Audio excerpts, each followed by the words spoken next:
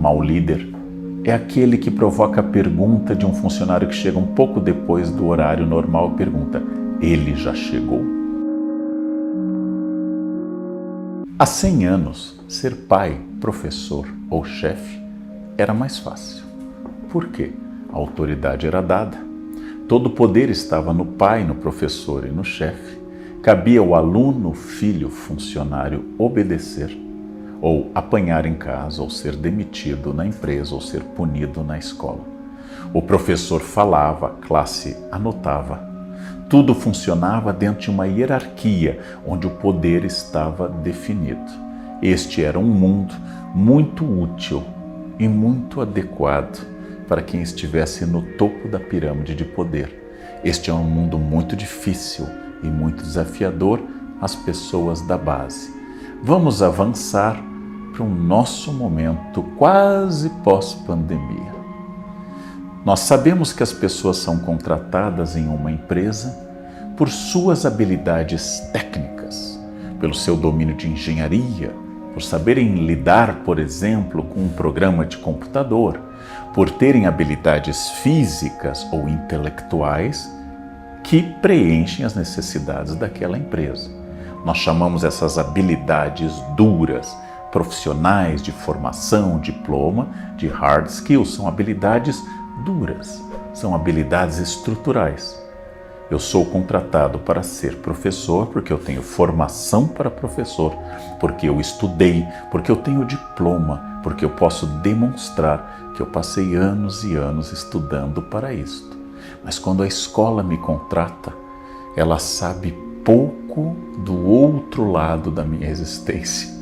Ela sabe pouco sobre as minhas soft skills, as habilidades subjetivas, carisma, simpatia, capacidade de trabalhar com o grupo. É claro que a seleção vai me perguntar isso. Você sabe trabalhar em grupo?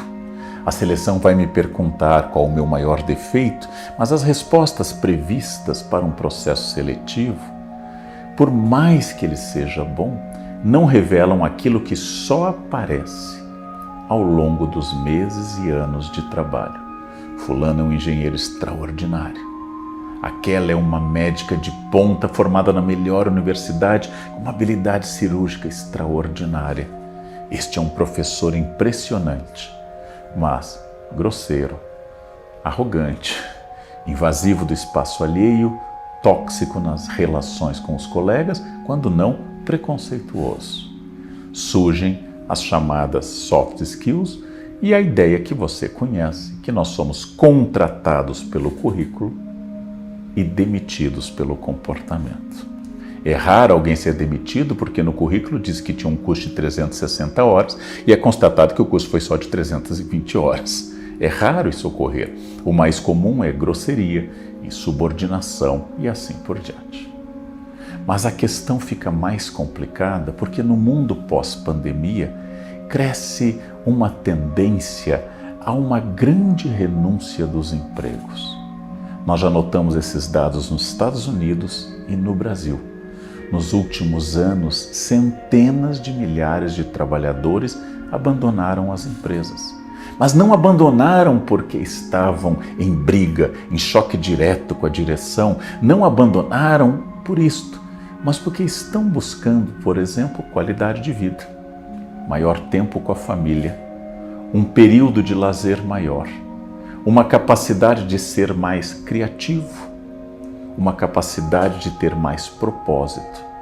Esta grande renúncia, essa grande abdicação do emprego como figura está se multiplicando e aí é que entra a figura da liderança.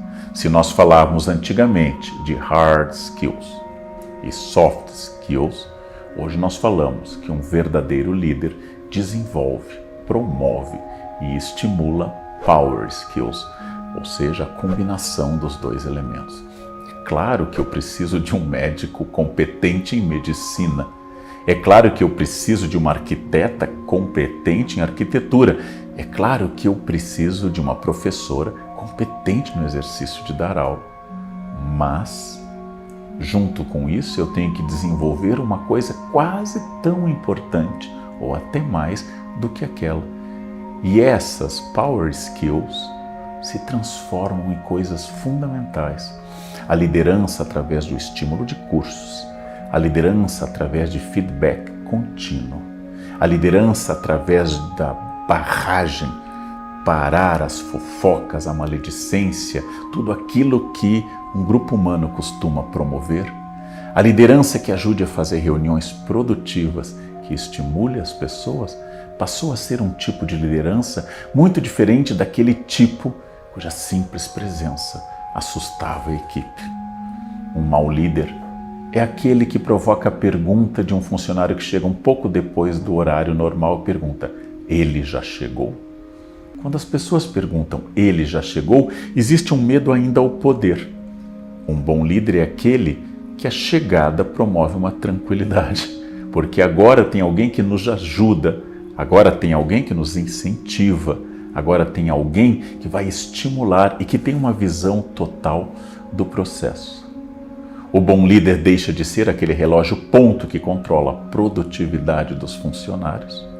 E especialmente em funções criativas, críticas ou de grupo, ajuda a desenvolver uma espécie de ambiente onde as pessoas não apenas funcionem e atendam à demanda da empresa, claro, mas também funcionem como pessoas entre si e com o grupo. Por isso que é fundamental que eu aprenda uma certa inteligência emocional no contato com as pessoas, que antes não era demandada. Um bom professor há 100 anos tinha autoridade. Hoje um professor precisa de autoridade, mas hoje somos muito intolerantes ao autoritarismo. A boa capacidade de estimular essas power skills transformou a noção de liderança. E quando falamos que os colaboradores de uma empresa devem procurar, dentro do princípio da learnability, a capacidade de continuarem aprendendo, é óbvio, você concorda com isso, todo mundo concorda com isso, mas não se esqueça que isso se aplica também à liderança. Os líderes costumam dizer: quais os últimos cursos que você fez? E os liderados poderiam dizer: e o senhor e a senhora? Quais os últimos cursos que fez sobre liderança? O desafio tem que ser coletivo. Vivemos experiências inéditas. Ninguém preparou uma estratégia clara sobre ação e estratégia em negócios pós-pandemia. Ninguém sabe como realizar um novo tipo de aula onde as atividades presenciais e as atividades virtuais convivam. Ninguém sabe como será o futuro de uma medicina em que a anamnese médica, a entrevista para o levantamento dos dados do paciente, pode ser feita agora virtualmente. Ninguém sabe onde está com clareza essa caminhada.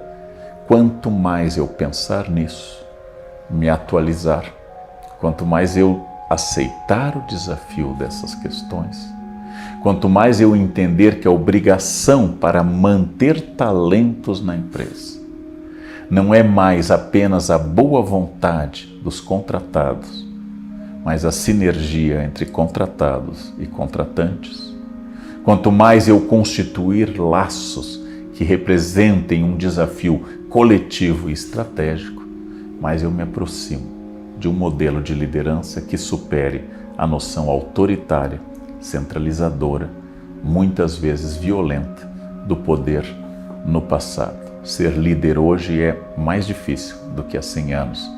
Ser líder hoje é um desafio interessante para que você possa pensar que não apenas os associados e os colaboradores têm desafios novos na empresa, mas você que exerce qualquer liderança também tem o mesmo desafio.